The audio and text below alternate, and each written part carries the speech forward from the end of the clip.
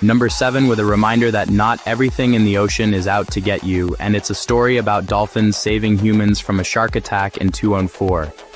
A group of lifeguards were swimming off the coast of New Zealand when a great white shark moved in to attack them. They were totally unaware of the danger they were in, when suddenly, a pod of dolphins appeared out of nowhere and started frantically circling them. They kept sir-eying for 14 minutes, and the group had no idea what was going on, until one of the guys spotted a shark just 2 meters below them. It had been following them the whole time, ready to attack, and the dolphins have been circling ready to defend them. They got to a rescue boat and the shark swam off, but the dolphins continued to circle them until all the swimmers were safely aboard. When you're in trouble in the water, you calling a lifeguard, but when you're a lifeguard, you calling a dolphin. There was no such lucky escape, though, for the people in at number 6 with the tragic tale of the USS Indianapolis.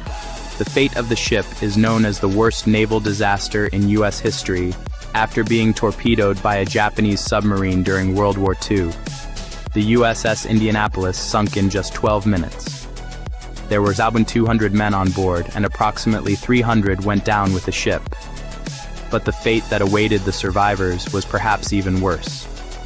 The remaining 900 men were stranded in shark-infested waters with no lifeboats and almost no food and water. The shark attacks were brutal and constant day in and day out. The men were picked off one by one by sharks that could smell their blood in the water from so far away. By the time they were rescued, there were only 37 survivors, and some estimates put the shark fatalities as high as 150. Alright, so we know shark attacks can be brutal, but how big can they be? Well, at number 5, it's the shark that was said to be the size of a dinosaur. Witnesses at a South African holiday resort watched in horror as a gigantic shark attacked a man called Lloyd Skinner. The attack took place off Fish H. Hope Beach in Cape Town as Lloyd was pulled under by a great white and pulled out into sea. Greg Copen was a witness who posted to Twitter that day, and he said that shark was huge like dinosaur. Huge, the whole thing happened in just a moment as Lloyd stood chest deep in the water adjusting his goggles, the same goggles that were the only thing investigators could find of him after the attack. Shark attacks are already terrifying enough without the thought of them being dinosaur size as well. Alright guys, so since the rise of the GoPro camera, it's no surprise that a couple of shark attacks have been caught on film with them. But not many of them are as good as this GoPro film of an actual shark attack underwater. At number 4 in the video, we see the diver is minding his own business in a coral reef, just picking out random fish specimens to presumably take home and study when a shark comes out of nowhere and goes for a bite on him as fast as the diver can turn.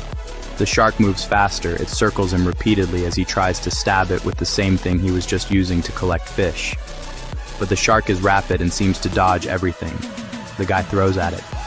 This whole thing is crazy to see. I mean, shark attacks are rare. Catching them on film is pretty rare.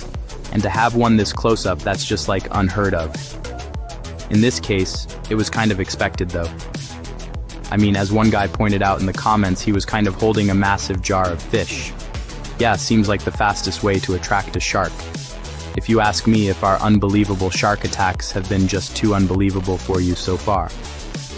Then how about this one at number 3, where a shark attack was seen on live TV by thousands of people. Professional surfer Mike Fanning was taking part in the 2015 World Surf League Championship when the camera captured what might be the most shocking moment of his career.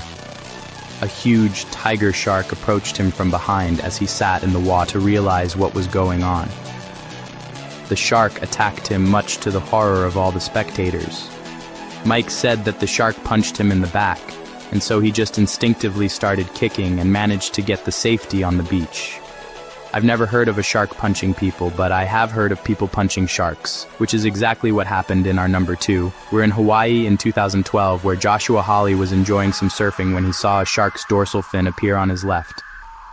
Next thing he knows, he had a popping sensation in his foot as the shark bit him. As it came up on his other side, he did the most badass thing ever. He punched the shark. I'm not gonna die today, which I think is definitely what saved him. The shark was probably just like, oh, you're not dying today.